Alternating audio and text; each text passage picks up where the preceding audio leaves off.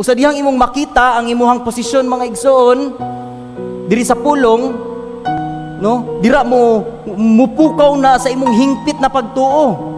Ingon ni Brother Branham, perfect faith is knowing your perfect position in Jesus Christ. Kaya ang matagbahin ini nga iglesia, matagbahin sa lawas, aduna gyoy posisyon. Adunay parte, adunay gina-contribute sa kanunay na natong ginahisgutan dire, adunay stages ang grasya sa Dios. Adunay mga hugna ang ato ang paglakbay isip believer. Niagi ta sa justification, gibautismuhan ta sa ngalan ni Ginoong Hesukristo, gilubog sa tubig, gibiyaan ang atong kagahapon. Ikaduha, sanctification, gihinluan ta. Ikatulo, bautismo sa balang Espiritu Santo. Ug ang bautismo sa balang Espiritu Santo mao ang pag-andam sa matag usa kanato diha sa pag-alagad niya. No? Balikon ako ang naingon kaniadto na dili ang imuhang paglingkod lang diha mao na ang 100% sa imuhang pagpangalagad.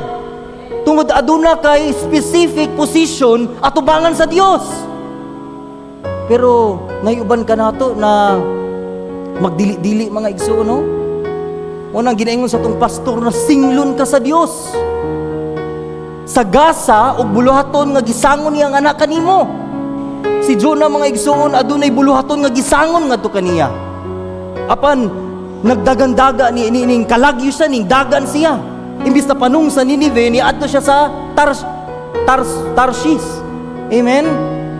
Ug nakita nato nga mamili lang ka, smooth nga dalan o dalan mga igsoon nga gubot-gubot, dalan nga peligro, dalan sa kagubot, dalan sa kasamok, no? Adunay gisgotan sa kasulatan mga igsoon, the hard way of a sinner, no?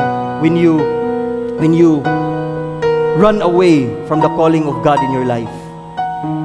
Mao ni ang hagit sa matag usa nato na ayo sayangi ang pagtawag sa Dios sa imong kinabuhi.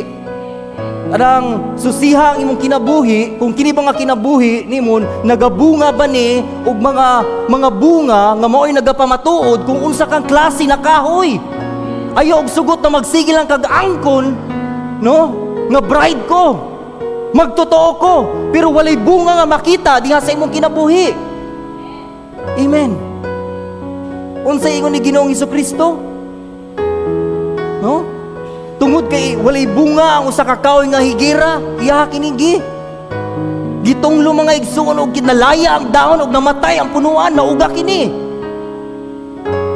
Apan bisan kinsa na magapabilin diha kang Kristo, magapamunga sa husto. Amen.